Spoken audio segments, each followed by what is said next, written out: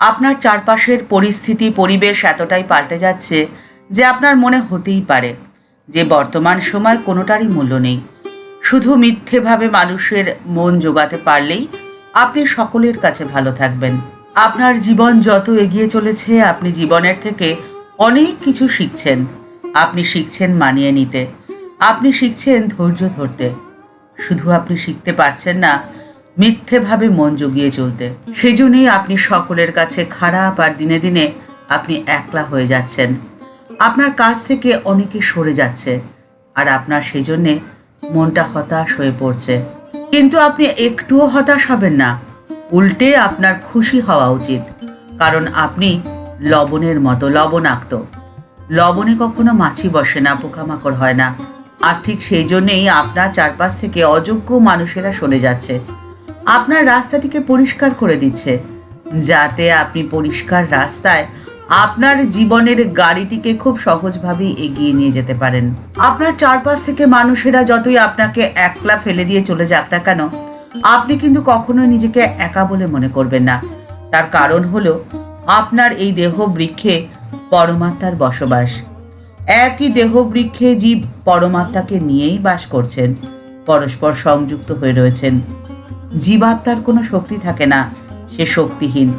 এই শক্তির উৎসকে চিনতে না পারা বা ধরতে না পারার জন্যেই জীবনের দুঃখ, শোক, যন্ত্রণা।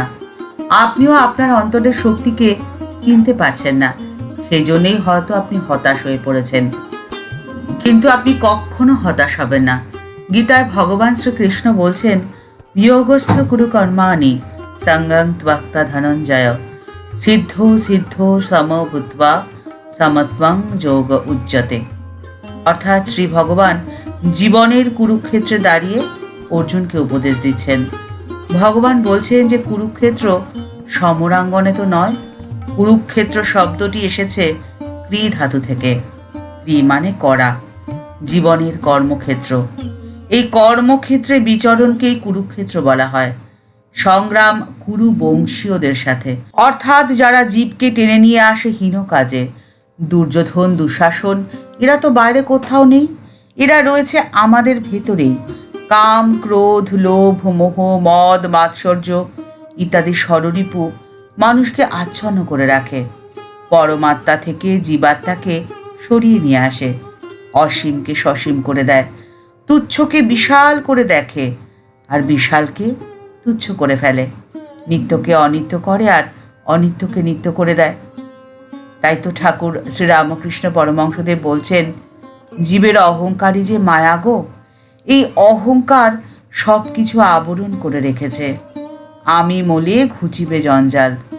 যদি ঈশ্বরের কৃপায় আমি অকর্তা এই বোধ হয়ে যায়, তাহলে সেই ব্যক্তি জীবনমুক্ত হয়ে গেল, তার আর কোনো ভয় থাকে না।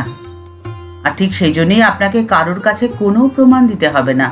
আপনার চারপাশের মানুষেরা যদি আপনাকে খারাপ ভাবে, তাদের তা ভাবতে দিন, সেটা তাদের ভাবনা। তাদের ভাবনা বা তাদের কল্পনাকে নিয়ন্ত্রণ করা সে তো আপনার কাজ নয়। আপনার কাজ হলো আপনার জীবাত্মার সাথে পরমাত্মার সংযোগ স্থাপন করা। আপনার দেহের মধ্যে যে মহাশক্তি রয়েছে, সেই মহাশক্তির সাথে আপনার দেহের পরিচয় ঘটানো। কিন্তু এই কাজটি আপনি কেন করবেন বলুন তো? কারণ ঈশ্বর তো বাইরে কোথাও নেই। ঈশ্বর বসে রয়েছেন আপনার ভেতরে। আপনার অন্তরের সমুজ্জ্বল অন্তঃসত্ত্বাই হলেন ঈশ্বর, আপনার আত্মশক্তি। এখন আপনার মনে যদি এই প্রশ্ন আসে যে মানুষের অন্তরেই যদি ঈশ্বর বসবাস করেন, তাহলে মানুষ এত খারাপ হয় কি করে? মানুষের সাথে মানুষ এত খারাপ আচরণ করে কি করে? এত হিংস্রতা মানুষের মধ্যে আসে কিভাবে? এর উত্তর হলো, মানুষ আত্মবিস্মৃত হয়ে রয়েছে। মানুষ নিজেকে চিনতে পারে না, নিজের শক্তি সম্বন্ধে মানুষের কোনো ধারণা নেই। ঠাকুরের কথায় এটাই তো মায়ার আবরণ, আর এই মায়ার আবরণকেই আপনাকে সরিয়ে দিতে হবে। কিন্তু কিভাবে সরাবেন, এর উত্তরও দিয়েছেন ঠাকুর শ্রী রামকৃষ্ণ পরমহংসদেব। ঠাকুর বলছেন, মায়ার আবরণকে সরিয়ে দিতে হলে চাই উপাসনা, অর্থাৎ তার নামগান করা। নামই নামে পরমাত্মার উপাসনা, তার সেবা, তার মহিমা দর্শন। এই তিনের মধ্যে দিয়েই আপনার পক্ষে সম্ভব সমস্ত দুঃখ, যন্ত্রণা, ভয় থেকে নিজেকে মুক্ত রাখা।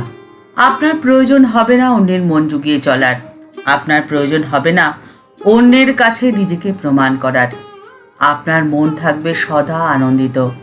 ঠাকুর মা ও স্বামীজির চরণে প্রণাম জানিয়ে আজকের পর্ব এই পর্যন্তই। দেখা হচ্ছে পরের পর্বে। আজকের পর্বের উপস্থাপনা আপনার যদি ভালো লেগে থাকে তাহলে লাইক বাটনটি প্রেস করে দিয়ে আমাদের সাথে থাকার অনুরোধ রইল। আর আপনি যদি এই চ্যানেলে নতুন হয়ে থাকেন, চ্যানেলটিকে সাবস্ক্রাইব করে বেল বাটনটি ক্লিক করে দিয়ে অল বাটনটিতে ক্লিক করে দিতে পারেন। তাহলে এই চ্যানেলে ভিডিও আপলোড হলে আপনার কাছে নোটিফিকেশনটি চলে যাবে। এই ভিডিওটি আপনার যদি ভালো লেগে থাকে তাহলে কমেন্টস বক্সের মধ্যে জানালে আমাদের ভালো লাগবে, আর অনেকের মধ্যে শেয়ার করে দেওয়ার অনুরোধ রইল। সবাই ভালো থাকবেন, সুস্থ থাকবেন। দেখা হচ্ছে পরের পর্বে। নমস্কার।